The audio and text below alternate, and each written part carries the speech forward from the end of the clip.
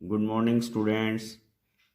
पिछली क्लासेस की तरह इस क्लास में भी हम क्विक स्टडी कर रहे हैं ताकि हम एग्ज़ाम की अच्छे से तैयारी कर सकें। आज चैप्टर है समानांतर श्रेणी, अर्थमेटिकल प्रोग्रेशन। बच्चों सबसे पहला प्रश्न यही आता है, अर्थमेटिकल प्रोग्रेशन कहते किसे हैं। मतलब आप ये मान के चलो, ऐसी सीरीज जिसमें फर्स्ट टर्म के बाद उनकी जो टर्म्स होती हैं उनमें कोई ना कोई आपस में रिलेशन हो, कोई निश्चित संख्या जोड़ने पर घटाने पर नेक्स्ट संख्या अगर हमें मिले तो उसे हम समानांतर श्रेणी कहते हैं। ये है हमारा एपी, अर्थमेटिकल प्रोग्रेशन। और जीवन में सभी में जो संख्याएं होती हैं उनमें कुछ ना कुछ आपस में एक निश्चित जो है वो रिलेशन होता है। उसी प्रकार हम इसको समानांतर श्रेणी कह सकते हैं। जैसे आप ये मान के चलिए कि इसमें हम आपको देते हैं 2, 4, 6, 8, 10, 12। हम ये देख रहे हैं कि जो इसकी फर्स्ट टर्म है उसको हम यहाँ पर फर्स्ट टर्म बोलेंगे, यानी कि प्रथम पद। क्या बोलते हैं उसको बच्चों? प्रथम पद। इनमें आप सब में क्या देख रहे हो कि इन सब में दो दो दो दो दो सब में इंक्रीज हो रहा है। ठीक है, ये जो दो इंक्रीज हो रहा है इसे हम सार्वंतर यानी कि कॉमन डिफरेंस क्या बोलते हैं? इसको हम कॉमन डिफरेंस। बच्चों हम इसको डी से डिनोट करते हैं, प्रथम पद को हम ए से डिनोट करते हैं। इसको वैसे कहना चाहें ये A1 है, ये A2, A3, A4, A5, A6, इस प्रकार हम and so on so for इसको हम लिख सकते हैं। बच्चों एग्जामिनर हमारे से सबसे पहले प्रश्न यही पूछ सकते हैं कि जो दी गई हमारे पास श्रेणियां हैं उनमें क्या हमारे पास कोई रिलेशन है या नहीं है। मैं कुछ एग्जांपल दे रहा हूं आपको, इसमें आपसे वो पूछेंगे कि दी हुई सीरीज ये एपी में है या नहीं है, या समानांतर श्रेणी है या नहीं है। तो आपने फाइंड आउट कैसे करना है, एक बार हम उसके बारे में ध्यान करेंगे। देखिए बच्चों, अब यहाँ पे आपके पास चार जो हैं वो सीरीज दी गई हैं। इन चार सीरीज में आपने क्या ध्यान करना है कि इनमें से कौन सी जो है वो एपी में है, कौन सी नहीं है। अब आप इनका ध्यान करेंगे, सब में डिफरेंस चेक करते हैं हम इनका। अगर हम वैसे ये मान के चलते हैं कि अगर फर्स्ट टू का डिफरेंस सेम है तो हम उसको एपी में मान लेते हैं, अगर सबका डिफरेंस चेक करने की ज़रूरत नहीं होती। जैसे इसमें देखिए, इसमें एक बढ़ रहा है, यहाँ भी एक बढ़ रहा है, इसका मतलब ये एपी में है। यहाँ पे क्या हो रहा है, देखो ये 30 घट रहा है। अब आपने ये बढ़ने की बात नहीं ध्यान रखनी, अब घटने की बात भी ध्यान रखो। ये घट भी सकता है, यहाँ भी 30 घट रहा है, यहाँ भी 30 घट रहा है, यहाँ भी 30 घट रहा है। अब यहाँ पे क्या है, ये बढ़ रहा है, इसको घटा नहीं बोलते बच्चों, ये बढ़ रहा है। यहाँ पे एक बढ़ रहा है, यहाँ भी एक बढ़ रहा है, यहाँ भी एक बढ़ रहा है, यानी कि जीरो के बाद अगर कुछ आएगा तो क्या आएगा? एक। अगर इस एक के बाद कुछ आएगा तो दो। अब आपको पता लग जाएगा यहाँ बढ़ रहा है। और यहाँ पे क्या है, ना बढ़ रहा है ना घट रहा है, परंतु फिर भी इनके बीच में कॉमन डिफरेंस जीरो है। अब सबसे पहले हम इसी की बात कर लेते हैं। किसी भी सीरीज में कॉमन डिफरेंस प्लस वाला भी हो सकता है, माइनस वाला भी हो सकता है, जीरो भी हो सकता है, यानी कि ऋणात्मक भी हो सकता है, धनात्मक भी हो सकता है और शून्य भी हो सकता है। आपने यहाँ से बिल्कुल इसको ध्यान रखना है, ऐसा ना हो कि आप इसको ये कह दें सीरीज में नहीं है। ठीक है, ये एपी में नहीं है, जबकि ये एपी में है। डिफरेंस इनका सबका जीरो जीरो है। बच्चों इनमें एक बात और ध्यान करेंगे, जो ये 1, 2, 3, 4 है, इन्हें पद बोलते हैं। क्या बोलते हैं इनको? पद बोलते हैं, टर्म्स बोलते हैं। ये first term, second term, third term, fourth term, इस प्रकार हम इसको कह सकते हैं। अब एक प्रश्न और ऐड कर लेते हैं बच्चों कि इसमें स्टैंडर्ड टर्म क्या होती है। देखो एपी की एक स्टैंडर्ड टर्म होती है जिसको ए प्लस डी, ए प्लस 2d, ए प्लस 3d। बच्चों ये फर्स्ट टर्म है, सेकंड टर्म है, थर्ड टर्म है, फोर्थ टर्म है। जो भी टर्म निकालनी हो उसमें से हम वन लेस करते हैं, तो इसका एक हमारे पास जर्नल फार्मूला आ जाएगा। और वो फार्मूला बच्चों क्या होगा? a plus n minus one into d. अब ये फार्मूला है काहे का? ये है ए एन। काहे का फार्मूला है बच्चों? ये A N. What does mean? It means A N, यानी कि कोई भी टर्म निकालनी है हमने, फिफ्थ टर्म निकालनी है, सेवन्थ टर्म निकालनी है, 10th टर्म निकालनी है, 15th टर्म निकालनी है, तो हमने ये फॉर्मूला यूज करना है। बच्चों इस पूरे चैप्टर में केवल दो आपको फॉर्मूले याद रखने हैं मेनली, और उन्हीं से आपका पूरा जो एक्सरसाइज है वो कंप्लीट हो जाएगा। अब हम फर्स्ट ऑफ ऑल क्या करते हैं कि जो पिछले वर्षों में आए हुए प्रश्न हैं 1 नंबर के, उनकी चर्चा करते हैं जो इस पर आधारित है। अब बच्चों आपकी स्क्रीन पर एक प्रश्न दिया है, इसमें 4 आपके पास ऑप्शन दिए हैं और इन ऑप्शंस में बच्चों आपसे एग्जामिनर पूछेंगे कि बताइए किन इनमें से कौन सा जो हमारी सीरीज़ है, कौन सी जो इसमें सूची है, कौन सी जो इसमें से गणना है वो एपी में है। तो आपने करना क्या है बच्चों, इसके अंदर हमने सबसे पहले फटाफट डी फाइंड आउट, क्योंकि ऑप्शनल वाला क्वेश्चन है, इसमें डी फाइंड आउट करना। अपने मन में देखो आप, इसमें 1 बढ़ रहा है, इसमें 2 बढ़ रहा है, तो ये तो एपी में है ही नहीं, ठीक है ना। इसमें देखो 3 बढ़ रहा है, इसके अंदर 4 बढ़ रहा है, तो ये भी एपी में नहीं है। इसमें देखेंगे 3 बढ़ रहा है, इसमें भी 3 बढ़ रहा है, एक बार और चेक कर लेते हैं, इसमें भी 3 बढ़ रहा है, तो इससे हमें क्या पता लग गया, ये हमारा एपी में है, क्योंकि इसका कॉमन डिफरेंस सबका सेम है। ठीक है, दोबारा बता रहा हूँ, क्वेश्चन में क्या पूछेंगे कि बताइए इन चारों में से, इन तीनों में से कौन सा एपी में है और कौन सा नहीं है। जो एपी में होगा तो उसका आपको कॉमन डिफरेंस निकाल के अपने मन में तभी अंदाजा लगा लेना है।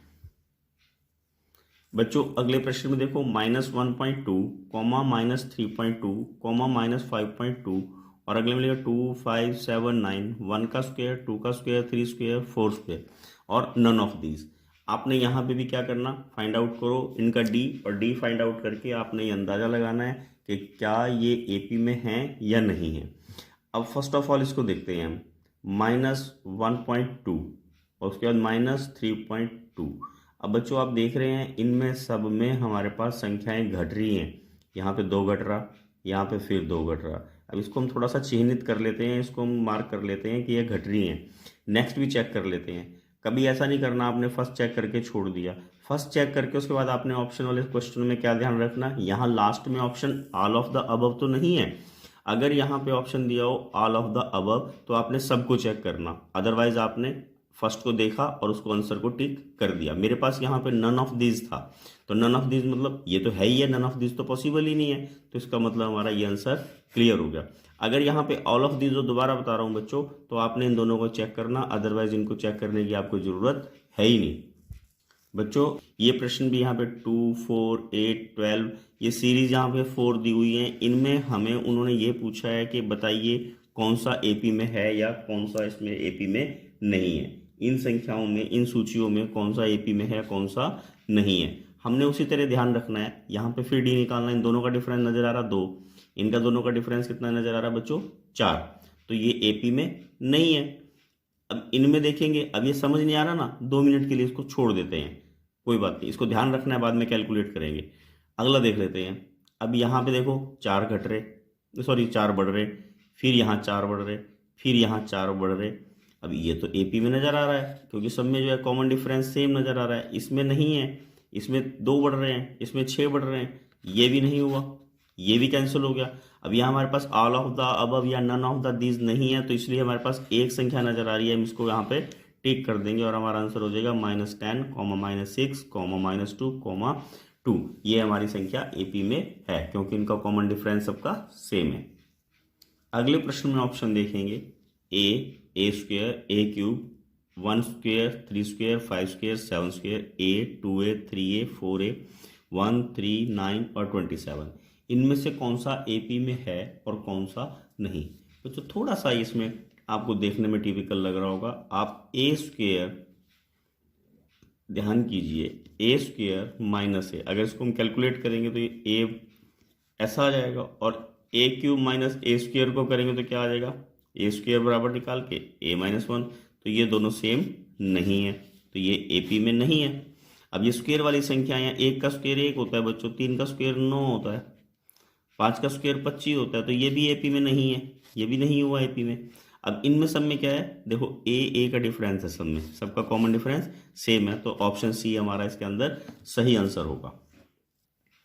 अगला मैंने 4 प्रश्न लिए हैं, ये अलग अलग 4 प्रश्न हैं, मैंने थोड़ा स्टेटमेंट को शॉर्ट करके लिखा है। इन्होंने यहाँ पे हमारे पास एग्जामिनर ने पूछा हुआ है कि इन सबका सार बनकर इनके कॉमन डिफरेंस फाइंड आउट कीजिए।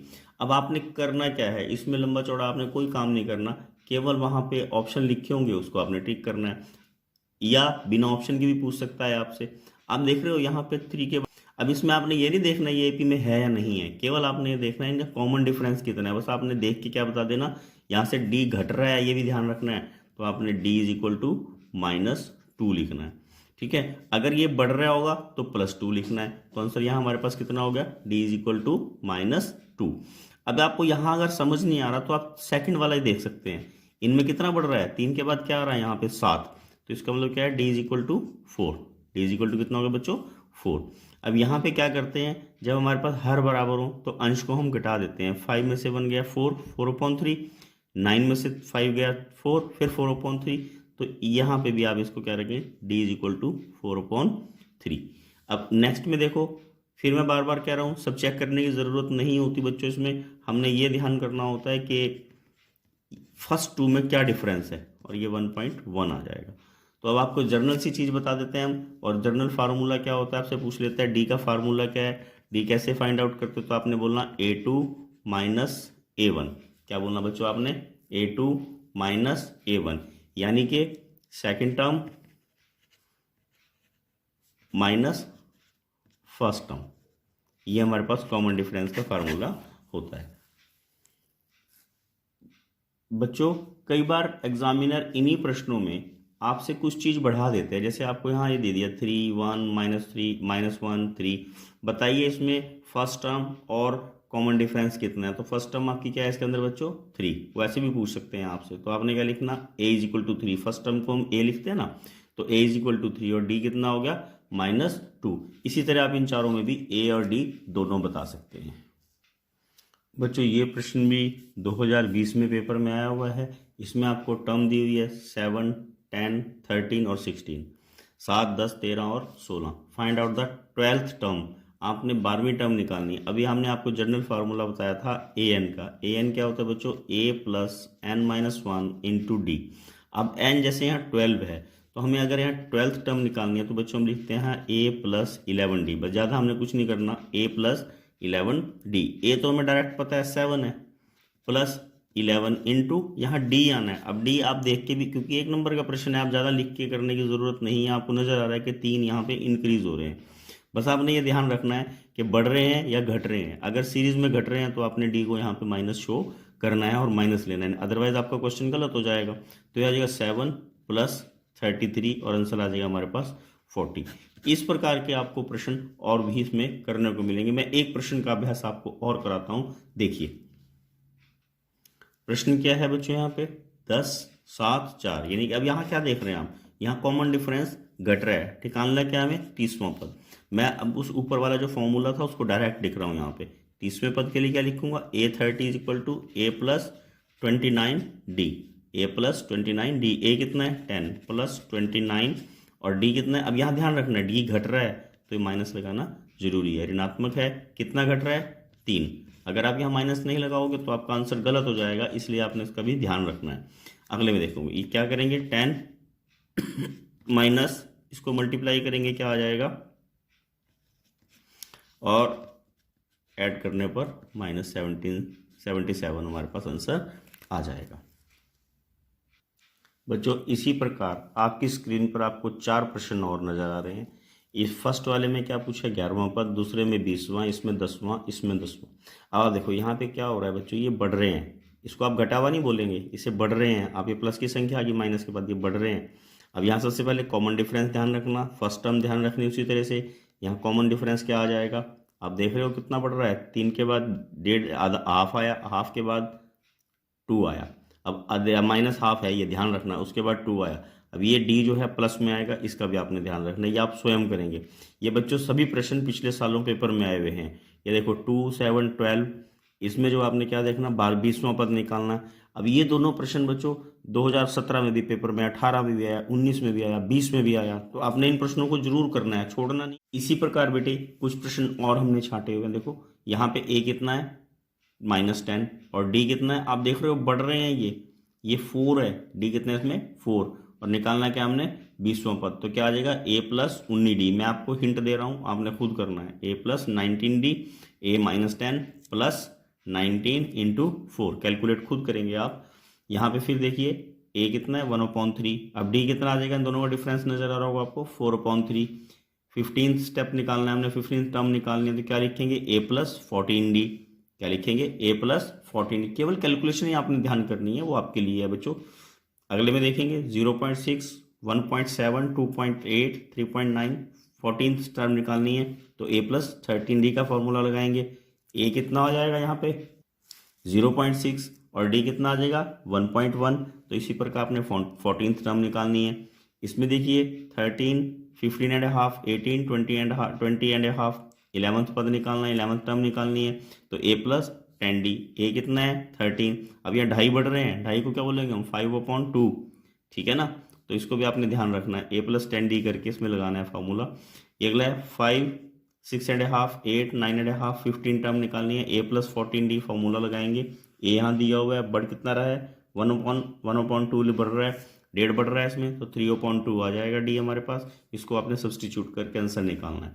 सिमिलरली 0, -4, -8, -12, 15th पद निकालना, a+14d लिखेंगे। क्या लिखेंगे a+14d, a 0 है, ठीक है ना। और 14 तो हमारे पास यहाँ से आया, और d कितना है, फिर यहाँ पे d हमारे पास -4 है। आपने इसका भी ध्यान रखना है।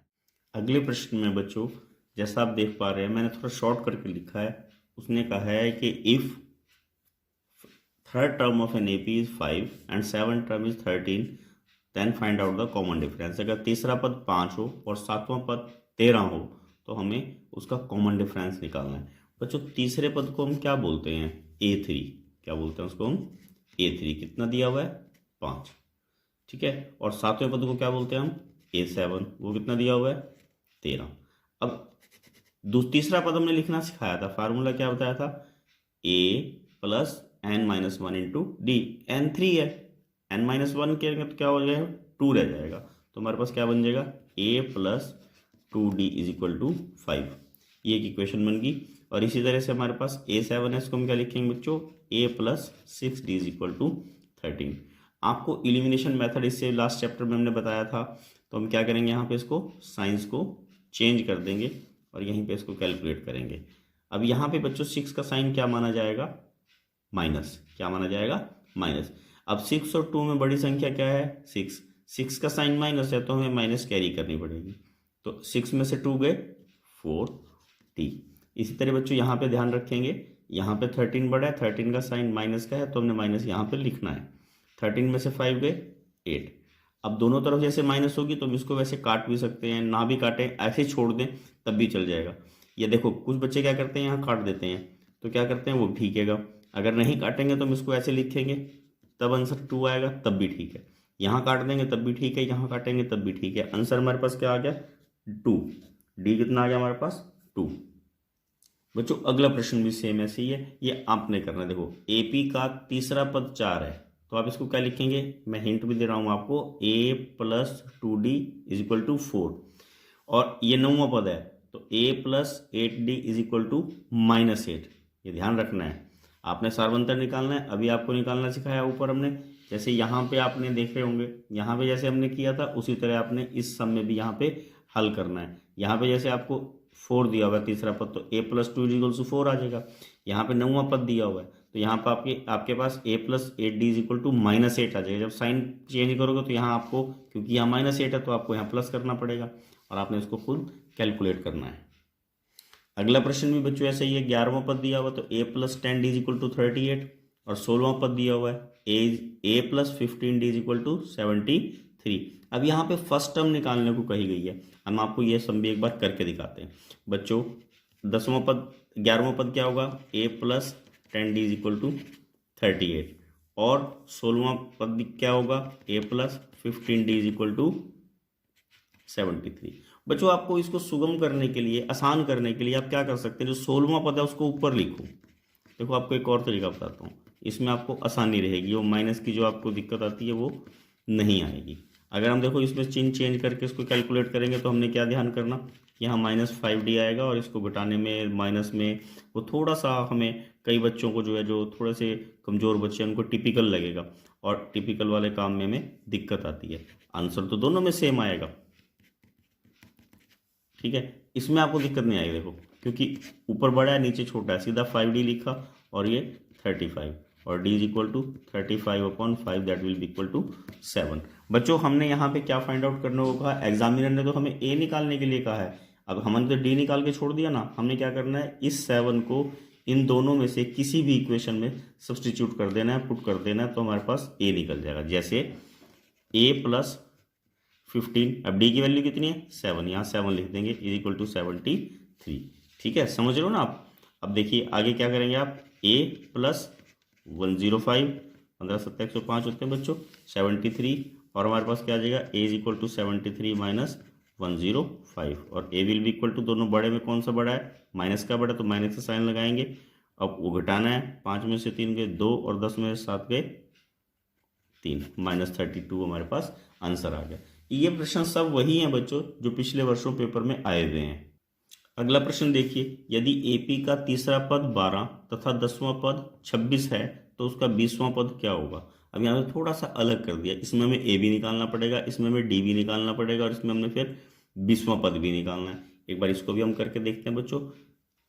देखो बच्चों, यहाँ पे लिखा है इसने तीसरा पद, तो क्या हो जाएगा, a plus 2d is equal to 12, और 10वां पद a plus 9d is equal to 26। Sign change किए, उसी प्रकार अभी हमने पिछले समय भी ऐसे किया था बच्चों, और यहाँ पर पास t आ जाएगा 14/7 ठीक है, 14/7 कितना आ गया हमारे पास, यहाँ पे भी 2 आ गया। अब हमने क्या करना बच्चों, इसी में हम 2 को ऊपर वाली इक्वेशन में पुट कर लेंगे, a plus 2 into 2 is equal to 12, a plus 4 is equal to 12, a is equal to 12 minus 4, a will be equal to 8। हमने निकालना क्या है बच्चों, हमें 20वां पद निकालने के लिए कहा गया है। क्या निकालने के लिए कहा गया है, 20वां पद। अब 20वां पद कैसे निकालेंगे बच्चों, a प्लस 19d, हमें लिखेंगे a 20, तो a प्लस a कितना है हमारे पास, वो लिख लेना, यहाँ पे 8 लिख लेते हैं, ठीक है। 19 इंटू डी कितना है 2, और आ गया 8 प्लस 38, आंसर आ जाएगा 46। कितना है आंसर, 46। ये 2017 में एग्जाम में आया हुआ बच्चों, ध्यान रखना है आपने, इनको भूलना नहीं। बच्चों अगले प्रश्न में देखें, यहाँ पे हमने 4 प्रश्न लिए हैं, मैंने स्टेटमेंट थोड़ी छोटी लिखी है। प्रथम 1000 धन पूर्णांकों का योग ज्ञात करना है। अब योग का सूत्र हमारे पास SN का ही बताते हैं, बताया भी था हमने आपको। प्रथम 15 गुणजों का योग ज्ञात करना है, यानी कि जो 8 के मल्टीप्लायर्स हैं। प्रथम 40 धन पूर्णांकों का योग ज्ञात करना जो 6 से भाग होते हों, और 0 से 50 के बीच की विषम संख्याएं निकालनी है। अब सबसे पहले फर्स्ट क्वेश्चन देखते हैं बच्चों। हमने फॉर्मूला क्या लगाना है यहाँ पे, SN is equal to n/2 2a plus n-1 into d. बच्चों यहाँ पे नई चीज क्या है, S means sum of the series, sum of the terms, ठीक है। n आपको हमने बताया था, a आपको पता है फर्स्ट टर्म होती है, d कॉमन डिफरेंस होता है। अब 1000 प्रथम 1000, तो अब यहाँ पे क्या हो जाएगा बच्चों, a भी 1 और d भी 1, प्राकृतिक संख्याएं हैं, पूर्णांक है सारे ये। अब हमने करना क्या है बच्चों, इसके अंदर हमारे पास n कितना दिया हुआ है 1000, n कितना दिया हुआ है 1000। हम क्या करेंगे बच्चों, यहाँ पे फॉर्मूला लगाया जैसे हमने s 1000 बटे 2। बच्चों इसके फार्मूले और भी हैं, एक शॉर्ट फार्मूला, पर मैं आपको ऐसा एक ही फार्मूला बताना चाह रहा हूँ जिससे आप सभी प्रश्नों में उस फार्मूले का यूज करके आंसर निकाल सकें। इससे इसको काटेंगे तो 500 आ जाएगा इंटू 2 प्लस, अब आपको पता है 1000 में से 1 गया 999 बचेंगे, 1 से गुणा करा तो वही का वही आपके पास आ जाएगा। 1 से गुणा करने पर 500 इंटू 1001, और मल्टीप्लाई करके आंसर आ जाएगा आपके पास 500500। ये आपने कैलकुलेट भी कर सकते हैं खुद। तो इस प्रकार हम यहाँ पे SN का फार्मूला लगा के जो है इस प्रकार जो है संख्याएं निकाल सकते हैं। अगले वाले में क्या बोला था बच्चों, उन्होंने बोला था कि 8 के गुणज बताने हैं। 8 के गुणज कौन से होते हैं फर्स्ट। अब आप ये देखो 8 से भागने वाली संख्याएं कौन कौन सी हैं, एक तो 8 ही होगी, ठीक है ना। उसके बाद क्या हो सकती है, 8 के बाद 16, ठीक है ना। 8 के प्रथम गुणज बताने ना, उसके बाद कितनी होगी 24, तो a कितना हो जाएगा बच्चों 8, और d कितना है वो भी 8, और n कितना है 15। योग बताना है हमने, SN का फार्मूला लगाएंगे उसी तरह से n/2 2a plus n-1 into d. अब यहाँ पे s कितना है वो निकालना है, n 15 है, 15/2 2 इंटू 8 प्लस 15 माइनस 1 इंटू 8। 15/2 ऐसे कैसा आपने यहाँ सब्सटीट्यूट कर देना है, लिख लेना है सॉरी, और ये 16 आ जाएगा। और 14 में से 15 में से बन गया 14, 14 8 जा कितना होता है आपने ये भी ध्यान करना है, 112। और अब आपके पास आ गया 15/2, इन दोनों को प्लस करेंगे कितना आ जाएगा 128, और 128 में आपने इसको काट दिया और उसके बाद आपने इसको गुना करना है। 15 चौके 60, 0 6 और 90 और 6 96, और 960 आपका इसके अंदर आंसर है। 2 प्रश्न ये आप स्वयं करेंगे, हिंट हम आपको दे रहे हैं। 40 धन पूर्णांकों को जो 6 से विभाज्य हों, यानी कि पहली संख्या 6, फिर 12, फिर 18, यानी कि ए भी 6 डी भी 6, एन आपके पास 14 है, फॉर्मूला आपने लगाना है।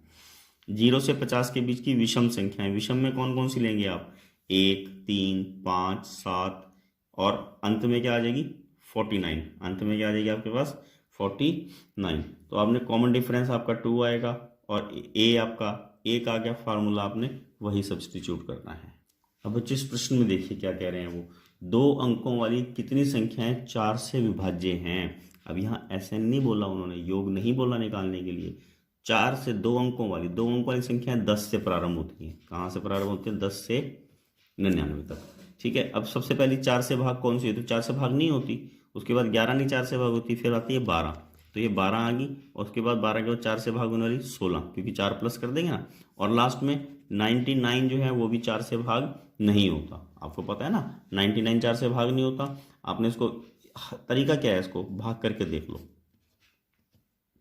4 दूनी 8 बच गया, 1 उन्नी, 4 चौके 16 बच गए। इस 3 को इसमें से लेस कर दो, इसका मतलब लास्ट संख्या क्या आएगी आपके पास 96, क्या आ गई 96। अब प्रश्न बच्चे थोड़ा सा ये टेढ़ा है, हल्का सा, ये क्या है a, और इन दोनों का डिफरेंस क्या हो गया d4, ये क्या हो गया an।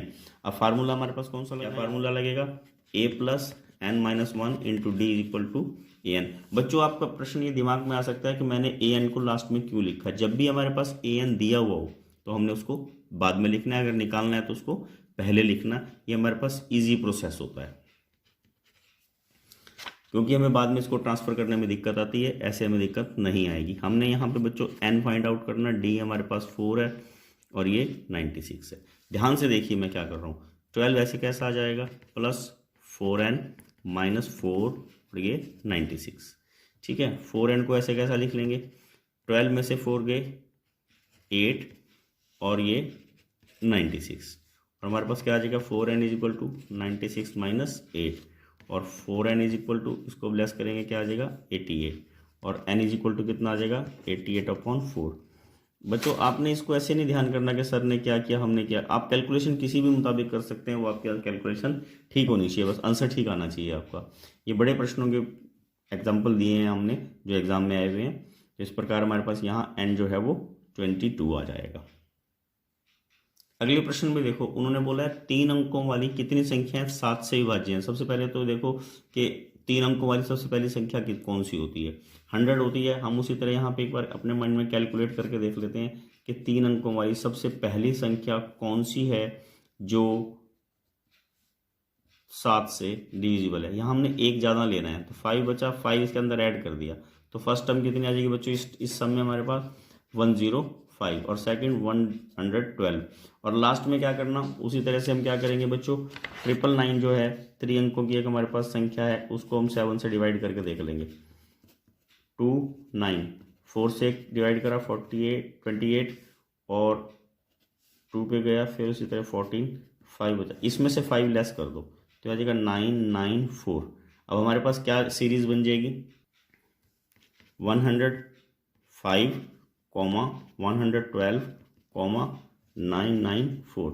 बच्चों अब ये हमारे पास उसी तरह की हमारे पास टर्म्स आ गई सारी, इससे हमने n फाइंड आउट करना है। बच्चों अगला प्रश्न देखो, 636 योग प्राप्त करने के लिए AP 9, 17, 25 के कितने पद लेने चाहिए। बच्चों ये प्रश्न 2013 में भी पेपर में आया, 14 में आया, 19 में भी आया, 20 में भी आया। मैं सोचता हूँ इस प्रश्न को आपको ज़रूर करना चाहिए। अब यहाँ पे देखिए क्या है, a कितना है हमारे पास यहाँ 9, कितना है 9, और d कितना है 17 माइनस 9, कितना आ जाएगा वो 8, अब यहाँ सबसे पहला प्रश्न क्या ध्यान करना, यहाँ 636 क्या है बच्चों, ये SN है। क्या है ये? SN। क्या है ये? SN। और SN का फार्मूला क्या है? अभी हमने बताया AN या SN जब भी हमें दिया हुआ हो तो हमने उसको बराबर के बाद में पुट करना, उससे हमें कैलकुलेशन में आसानी रहती है। ठीक है, मतलब एक ही है, इसको अगर पहले पुट कर दूं या इसको बाद में पुट कर दूं एक ही बात होती है। अब देखें n हमने यहाँ पे फाइंड आउट करना है, कितने पद बोले हैं उसने, और ये 2 × 9 प्लस n हमने उसी तरह फाइंड आउट करना है, और d कितना है हमारे पास 8। बच्चों बिल्कुल समझने की कोशिश करनी है, मैं इसको आपको बहुत गहराई से समझाने की कोशिश करूंगा। आपने क्या करना, अब इस 2 से इसको मल्टीप्लाई कर देना, n को ऐसे कैसा लिख दिया और इसको मल्टीप्लाई किया, प्लस इन दोनों को जब मल्टीप्लाई करेंगे क्या आ जाएगा 8n - 8, और ये हमारे पास जो हमने इधर से 2 लिया था उसका हमारे पास आ जाएगा यहाँ 1272। ठीक, अब इसको हम कैलकुलेट करते हुए क्या करेंगे, पहले इसको सॉल्व करेंगे, अभी n को बाहर वाले को नहीं छेड़ना है। यह आ जाएगा 8n + 10 और यह आ जाएगा 1272। ठीक है बच्चों, अब हमने क्या करना, n से इसको मल्टीप्लाई करा तो क्या हो जाएगा 8n² प्लस 10n माइनस 1272 = 0। बच्चों इसमें आपने फिर एक बार क्या ध्यान करना, इन टर्म्स में से 2 सब में से निकल सकता है, यानी कि 2 से हम सबको डिवाइड कर सकते हैं, हमारे पास टर्म आ जाएगी 4n² बराबर 0। बच्चों आपके दिमाग में एक चीज आएगी कि सर ने इसको 2 से डिवाइड क्यों किया। इसका आंसर क्या है कि जब हम इसको 2 से डिवाइड करेंगे तो ये टर्म हमारी छोटी हो जाएगी, और छोटी टर्म को सॉल्व करना हमारे लिए इजी होता है। बच्चों इससे पिछले प्रश्न में अध्याय में हमने पढ़ा था कि इस प्रकार जो हमारे पास द्विघात समीकरण होते हैं, क्वाड्रेटिक इक्वेशंस होते हैं, उनको सॉल्व कैसे करते हैं। यहाँ हम डी फाइंड, अब ये डी देखना कुछ और है, ये डी वो वाला डी नहीं है, ये डी है डिस्क्रिमिनेंट। ठीक है, यही बच्चे गलती कर जाते हैं। फार्मूला है b² - 4ac, तो b 5 है बच्चों, 4 a कितना है फिर 4 और c कितना है -636।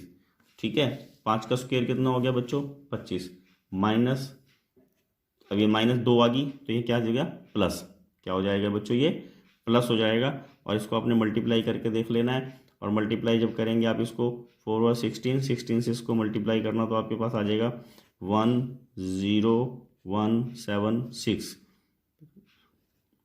ठीक है, और हमारे पास यहाँ इसको मल्टीप्लाई करने के बाद टोटल कितना आ जाएगा 10201, जमा प्लस करने के बाद 10201। अब फॉर्मूला आपको फिर याद रखना है, अभी हमने क्वाड्रेटिक इक्वेशन में बताया था alpha = -b plus √d/2a। Minus b कितना आ जाएगा हमारे पास -5 प्लस अंडर रूट कितना है 10201। ये आपको थोड़ी सी कैलकुलेशन आपको ध्यान रखनी है। बच्चों मैं आपको फिर एक बार हिंट देता हूँ, अगर बाई चांस आपको क्वेश्चन कहीं पे छूटता है, कहीं पे समझ नहीं आता है, जितना समझ में आता है उतना आपने जरूर करके आना है, एग्जामिनर आपको मार्क्स देंगे। अब देखो इसको कैलकुलेशन में -5 प्लस इसका जो वर्गमूल होता है बेटो बच्चों 101 होता है, और ये 18, इसको हमने लेस किया तो हमारे पास कितना आ जाएगा, ये लेस करके 96 अपॉन,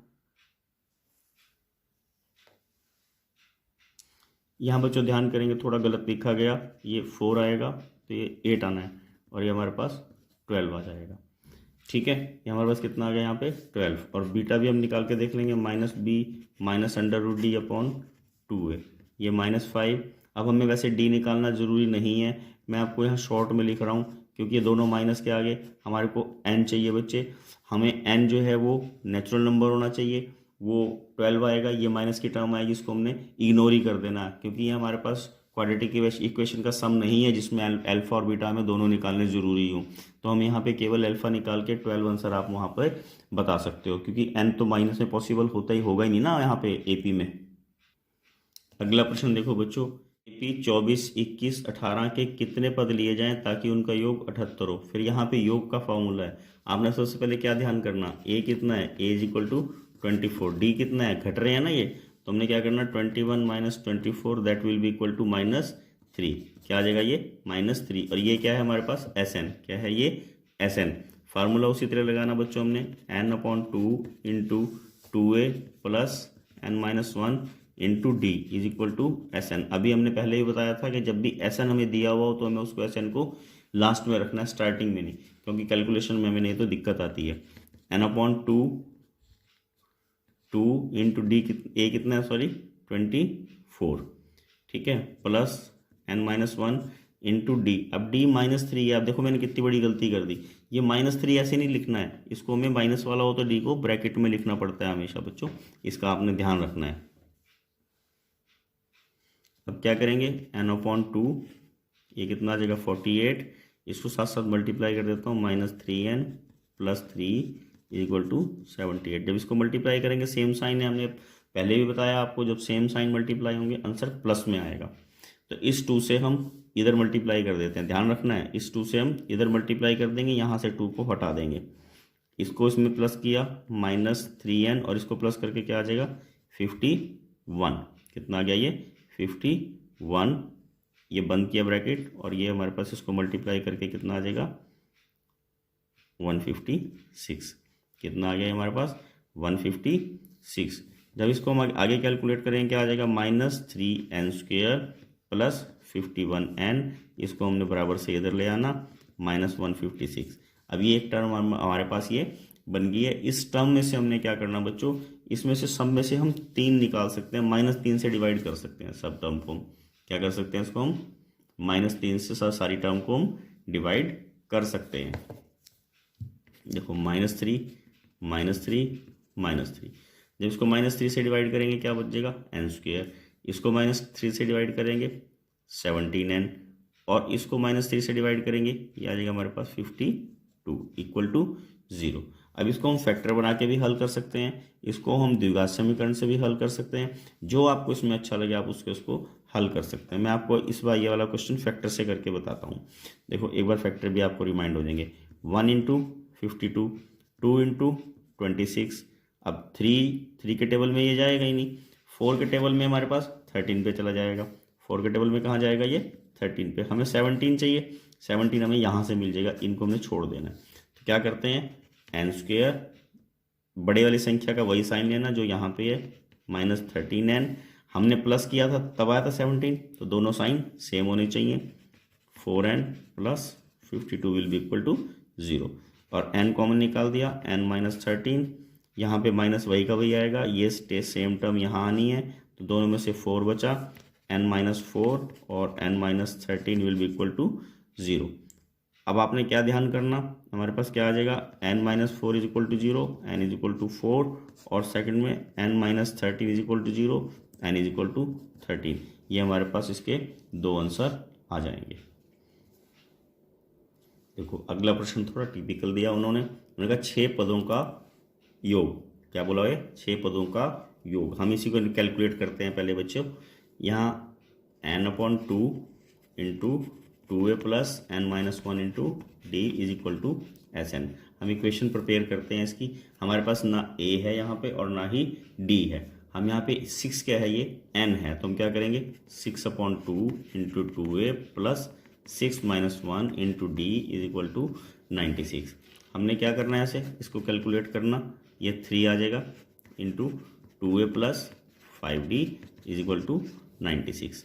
बच्चों इससे इसको मल्टीप्लाई करा तो हमारे पास क्या आ जाएगा, ये 6a plus 15d is equal to 96। ये हमारे पास फर्स्ट इक्वेशन प्रिपेयर होगी। इसी प्रकार बच्चों हमने सेकंड इक्वेशन बनानी है, उसमें क्या बोला इन्होंने 10 पदों का योग। अब 10 पदों में सीधा मैं डायरेक्ट लिख रहा हूँ, आपको फार्मूला नहीं बता रहा हूँ। 10/2 इंटू 2a प्लस 10वां पद है ना, तो 9d इज इक्वल टू 240। ठीक है, कितना आ जाएगा ये 240, ये 5 आ गया, 2a plus 9d is equal to 240। ये कितना आ जाएगा हमारे पास 10a प्लस 45 इंटू 240। बच्चों एक इक्वेशन हमारे पास ये बन गई। अब 2 इक्वेशंस होगी हमारे पास, देखो एक ये एक ये। इन दोनों इक्वेशंस को हमने एलिमिनेशन मेथड से सॉल्व करना, जो विलोपन विधि है, और उसमें से a और d निकाल के हमने n पदों का योग निकालना। ये आपके लिए रहा, आपने खुद करना है इसको बच्चों, ध्यान करेंगे। इसी प्रकार का एक प्रश्न और है, देखें। ये प्रश्न भी पिछले प्रश्न की तरह है बच्चों, 7 पदों का योग 49 है, यानी कि आपने SN का फार्मूला लगाना 7/2 इंटू 2a प्लस 7 पद थे ना, n-1 की जगह क्या करेंगे हम 6 आ जाएगा, 6d इज इक्वल टू 49। तो हमारे पास इक्वेशन क्या दोबारा बता रहा हूँ 7/2 into 2a plus 6d bracket बंद इज इक्वल टू 49। इसी तरह 17 पदों का निकालना है तो क्या आ जाएगा 17/2 इंटू 2a प्लस 16 था 16 लेंगे 16d ब्रैकेट बंद इज इक्वल टू 289। उसी तरह एलिमिनेशन मेथड से आपने इसको सॉल्व करना। बच्चों इस पूरी क्लास में हमने उन प्रश्नों को लिया था जो प्रश्न 2013, 14, 15, 16, 17, 18, 19, 20 में परीक्षाओं में आए हैं, वार्षिक परीक्षाओं में आए हैं। आपने इनका सही ढंग से अध्ययन करना है, सही ढंग से इनको समझना है और मुझे पूर्ण विश्वास है यदि आपने इस पूरी क्लास को सही ढंग से अटेंड किया तो आप AP का यानी कि समानांतर श्रेणी से आने वाला कोई भी प्रश्न है उसको आसानी से सॉल्व कर पाओगे और परीक्षाओं में अच्छे अंक ले पाएंगे। Good luck.